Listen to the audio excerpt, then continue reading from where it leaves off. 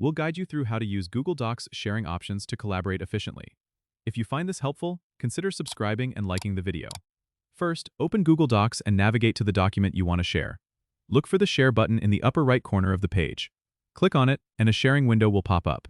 Here, you can enter the email addresses of the people you want to share the document with. As you type an email, suggestions from your contacts may appear, making it quicker to select.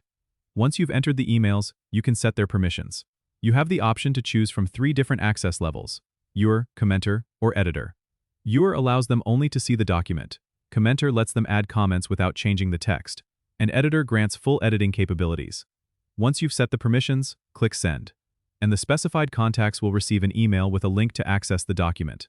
If you need to share the document with a larger audience, you can use the Get Link feature found in the same sharing window. Click on Copy Link, and you'll see a drop-down menu where you can adjust the link settings.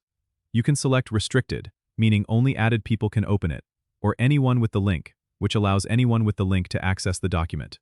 Don't forget you can also adjust their permissions here, just like you did for individual emails. Once you've set your preferred options, click Copy Link and share it with your audience.